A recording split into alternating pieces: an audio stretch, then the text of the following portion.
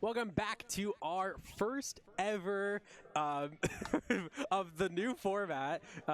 What's it called again? This is horrible. Video game challenge. Video game challenge. I'm already well joined by Jesus Cornell, and we are in for a very interesting matchup. It's Brandon Davis, it's Benjamin Harlan, and we have Miraidon versus Lunala. It's Benjamin Harlan. Oh my god. Harlan. It says Harlan. Did you know it says Harlan? I didn't know it said Harlan.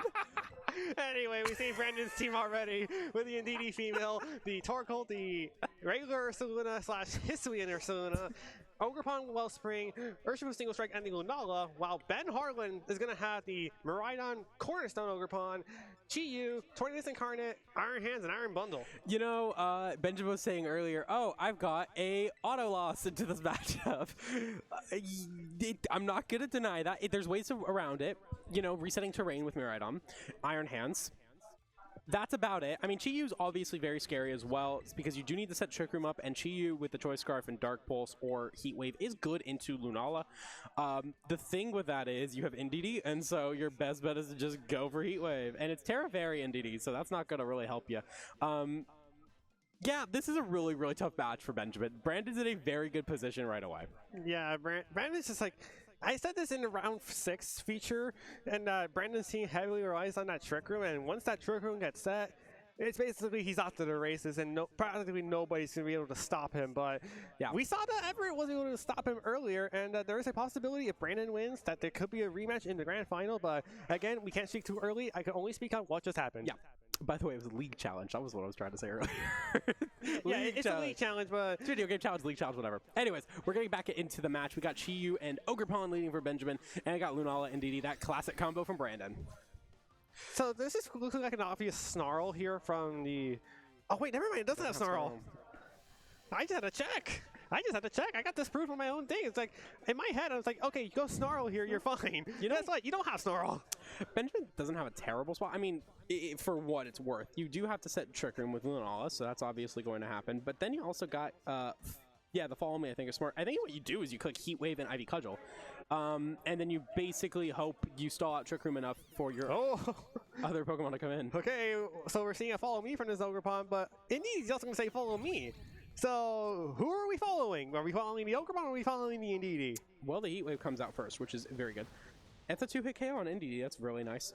But the Trick Room was kind of obvious there. Yeah. Good news. You can get a Heat Wave going if you Follow Me again, and this Indeedee not going to be able to do too much. I'm assuming we're going to see a Meteor Beam boost, but yeah, you just kind of switch into something instead of go for Indeedee. I mean, you're going to... Torkoal's good, but you don't want to take the damage from the Heat Wave, so that's why you have Ursaluna.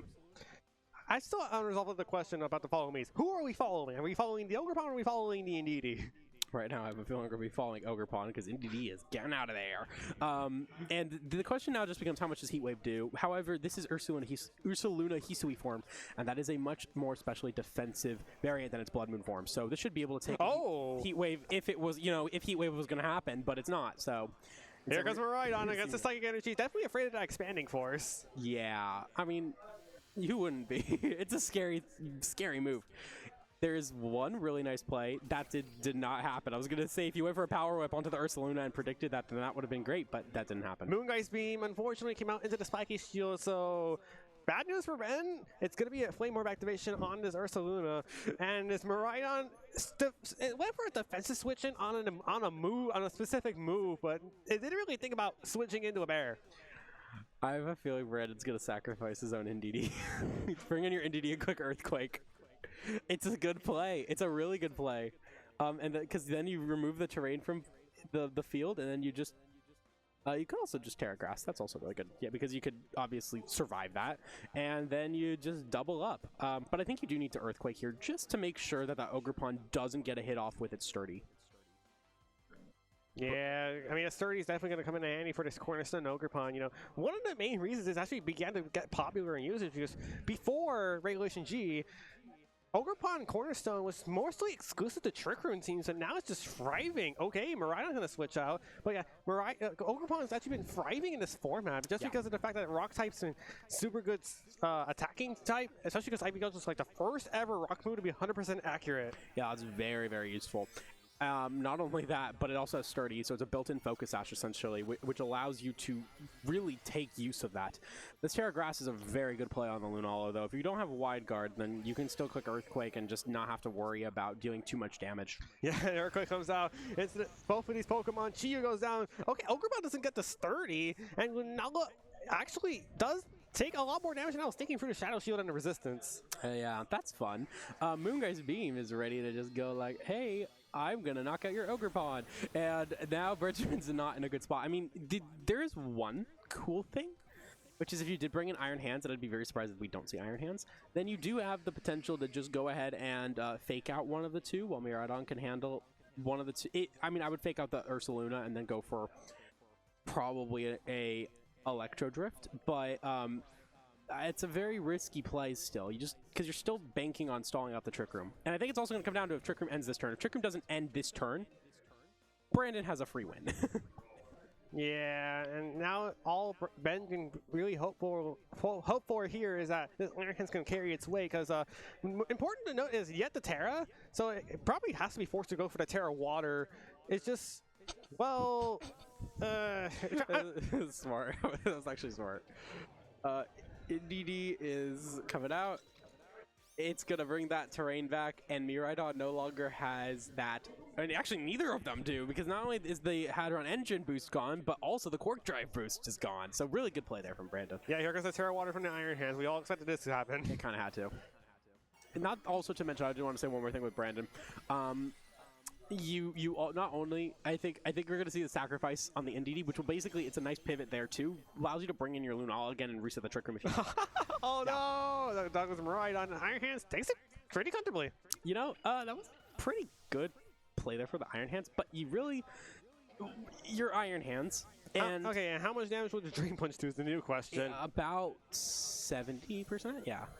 Get it down, but it's not really great for you because you do either get a free Trick Room going or you get Facaded, and I believe Facade is close to a one-hit KO. It's not quite a one-hit KO. Yeah, it's like 80%. Went down. Oh boy. Okay, so Lunala comes back in here. Meteor Beam is no longer resisted because Iron Hands is no longer a fighting type. It's all good. I think you just click Trick Room. Gigantic Force. Just that go works. for the knockout. Just go for the knockout. Yeah, why not? I mean, the only issue with that is this. And well, okay, never mind. Ursaluna's faster. And oh, not enough for the knockout from that range. Ice Punch into this now. Grass type Lunala doesn't get the knockout. No freeze either. That's game one to Brandon. Yeah, it's a tough matchup for Benjamin, but you do take this game and learn. Oh, my Iron Hands is slower than Ursaluna. Good to know, because you could definitely play with that going forward. And I think that's a big boost there. I'm actually surprised to see that. I thought a lot of Ursalunas are going min speed right now, specifically for Iron Hands, actually, because a lot of Iron Hands are getting slower and slower. Contrary to every other Pokemon which is trying to speed creep each other, Iron Hands is actually like, you know what, I want to speed creep, but in Trick Room. And so we're seeing slower and slower Iron Hands. And I think because of that, now we know, oh, you know what, okay, I see, I can actually do some nice damage with Drain Punch before anything on that Ursaluna, and not have to worry about as much in Trick Room. So, that being said, it's not a one-hit KO, and it's still going to be able to hit one of your Pokemon, but if you get enough burn boosts, maybe it will help. I mean, we obviously know what Brandon's game plan is, obviously. It's just like, how does Benjamin combat it? Because we saw Heat Wave did not do so much damage, and the follow me from the Ogremon turn one looked like it was going to redirect the Meteor Beam. No Meteor Beam came out. I actually think what you do is you click Heat Wave and Ivy Cudgel onto the NDD. Into the Lunala before redirection. Yeah. Because it forces the NDD to go down, and it also allows you to just, which is good. Well, you know what's not good, though? The Torkoal, but we're not going to pay attention to that right now. It's still nice because you can position yourself where if Lunala sets a Trick Room, Iron Hands is going to outspeed 8, and it's going to outspeed Ursaluna. And it's also Terra Water for Torkoal, which is good.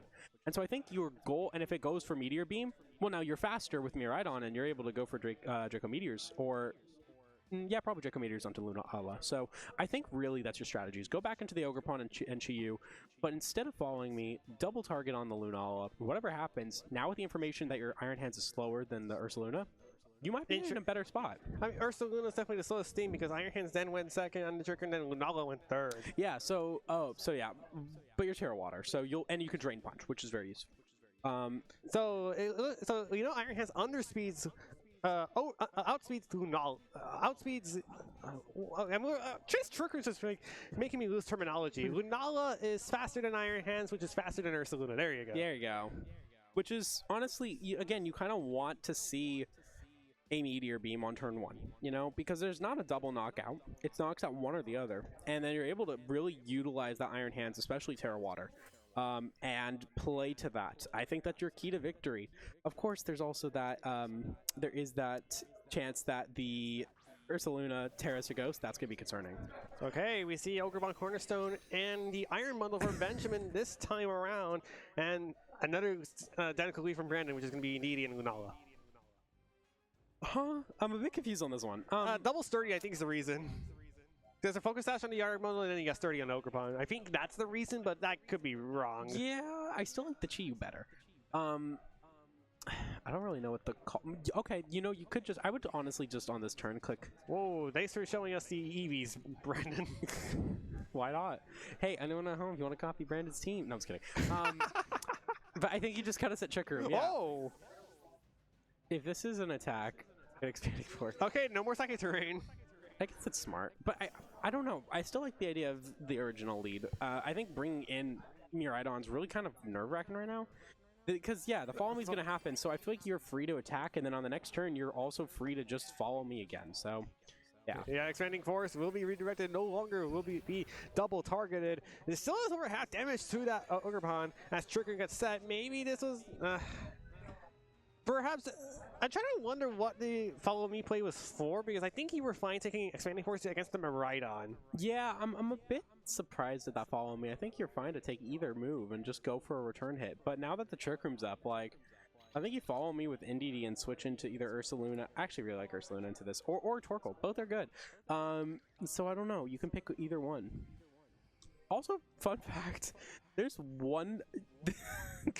Okay, here's a fun fact. Brandon's team has Earthquake on Ursaluna. The only Pokemon that has Protect besides Ursaluna is Ogrepon Wellspring, and it's Spiky Shield, but still. Lunala doesn't. Urshifu doesn't. Torkoal doesn't, because it's Choice Specs, and NDD doesn't. So, that's a little fun fact for you. Okay, Needy getting out here to make sure the Psychic String gets back into rotation. Set that here is Ursaluna. And it is his Volt Switch, or if the Miraidon somehow survives the turn, whoa, is that a Terra Rock on the Ogrepon? Okay. Oh, no, it's Miraidon. Okay, Miraidon Electric. Okay, I see it. Yeah, that makes sense.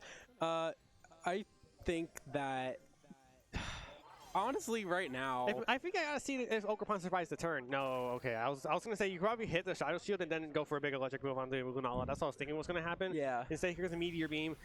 could do it. There's two questions. First of all, does it hit? Second of all, who? Yeah. I think either way, Brandon's just in a really good spot, regardless. It hits the Miraidon. This will probably not KO. Doesn't need to. Yeah. So here's your turn. You click Discharge. I don't think it's going to KO. That cannot KO. It cannot KO for Shadow Shield, right? We saw it. We all got one hit KO through Shadow Shield from the Ogrepon in the set earlier. Here goes the Terra Electric boosted discharge. Not even close. And paralysis. That is what you're banking on. It's still good. I think Ursaluna just clicks Facade into the Miraidon slot while the Lunala goes for a Moongeist Beam. You could also switch out the Lunala. Or switch to the Ursaluna for the immediate Expanding Force. That's true. But that plays into a risk to paralysis. That's what I was going to say, yeah. I think that's the main reason you don't do that right now. Yeah, you're fine to just... I don't know, actually, you just hit the Ogrepon with a Facade because Miraidon can't hit your Ursaluna. Yeah, it's locked on to discharge, so you don't really want to have that in play.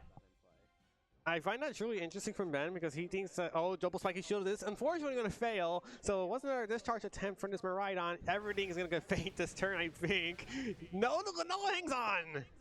I love Lunala's bulk. It is way bulkier than anyone gives it credit for. That is an insane amount of damage it's taking.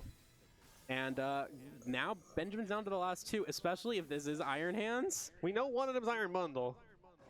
Oh, good paralysis. That's a good paralysis there. Smart play there from Brandon, going for that Earthquake. But if this is Iron Hands, you're not going to have to worry about Fake Out. You're free to just click Earthquake, or realistically, Headlong Rush is probably better.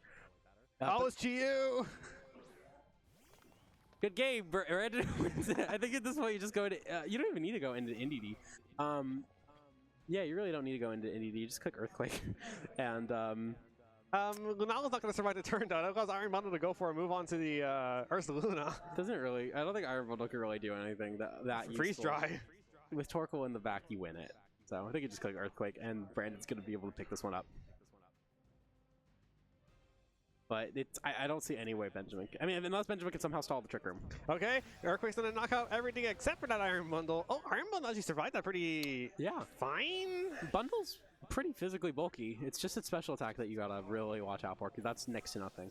Special defense, you mean? Special defense, yes, thank you. Special attack's really good. Here's Freeze Dry. How good is the special attack? Not good enough. Yeah. And unfortunately, you cannot freeze her because it's already burned. Yeah, so at this point, and here comes Torkoal. There it is. Terrifier, Eruption, have fun. This is a tough match for Benjamin. I mean, it's a very, very fast team, and playing against hard Trick Room. Not much you could do in that case.